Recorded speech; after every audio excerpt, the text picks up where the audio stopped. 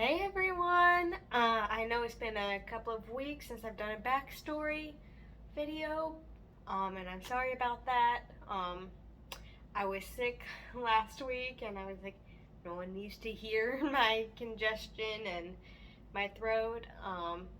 And yesterday, I was actually traveling back here to treatment because Saturday I went home and surprised my dad for Father's Day. So, which was nice, but I'm back here for treatment, and I'm like, let's get back into our hymn series.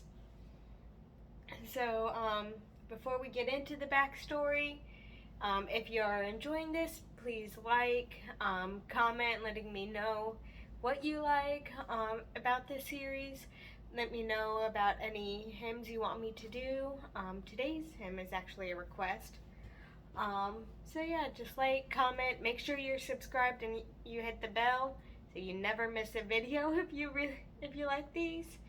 Um, so yeah, so today's hymn, like I just said, is a request by one of my friends here.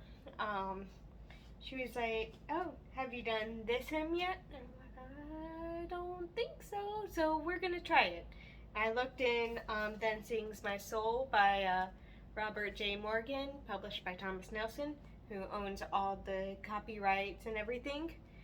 And I looked and I'm like, yes, it has a story in it. Because I wanted to do a different one, but it wasn't in this book. So we're gonna keep looking for that one and maybe do it next week or whenever I can find it. Just don't hold me to the next week. So today's hymn is How Great Thou Art, which is a great old hymn.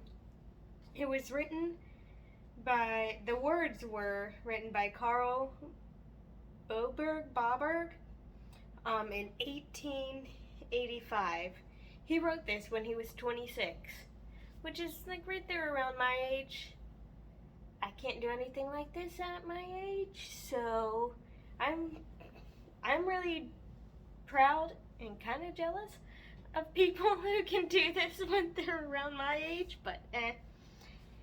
And he wrote the poem, 1885, and he called it O Stor Gud, or Almighty God.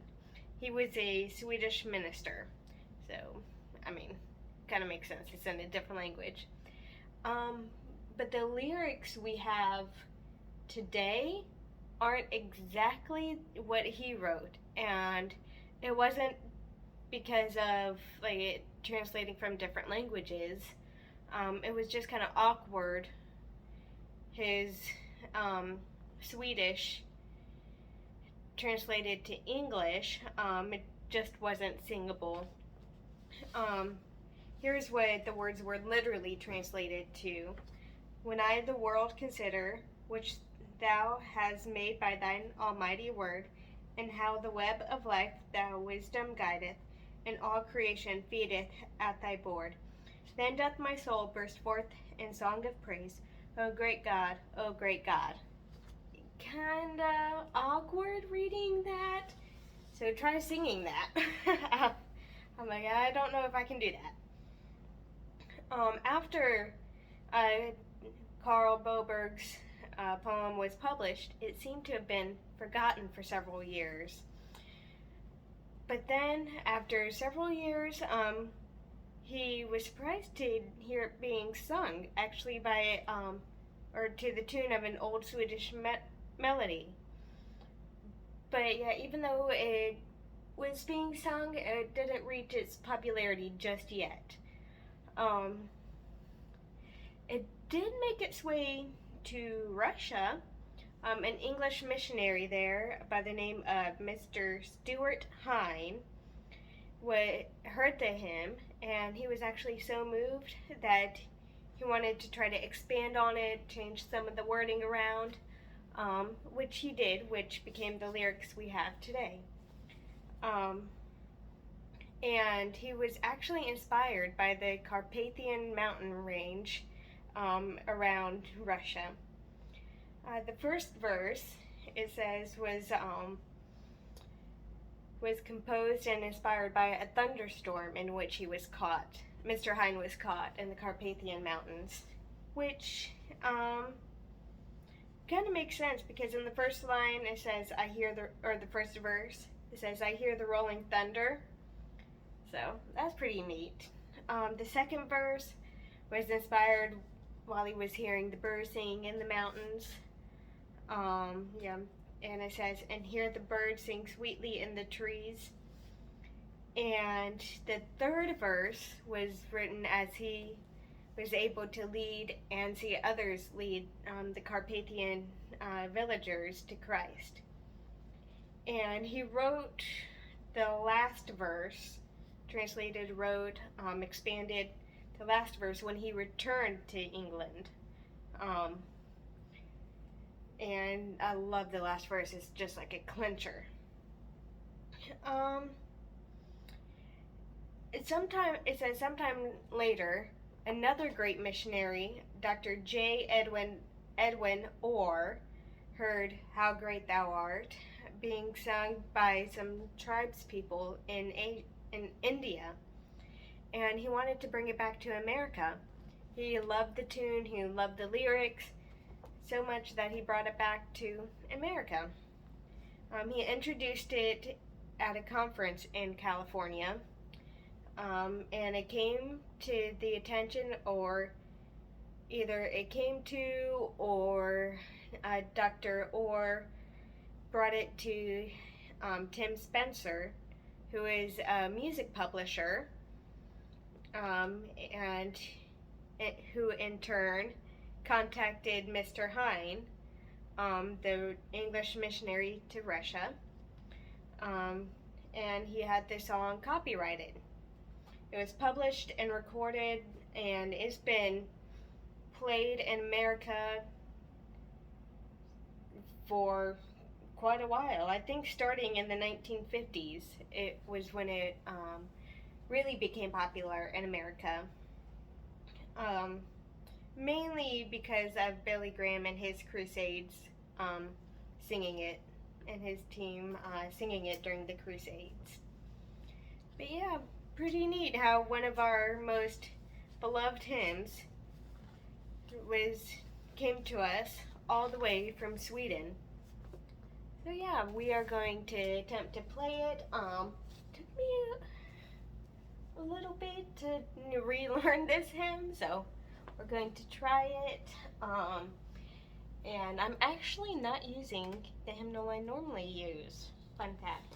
I'm using my hymnal that I got from when I was homeschooled for grade school.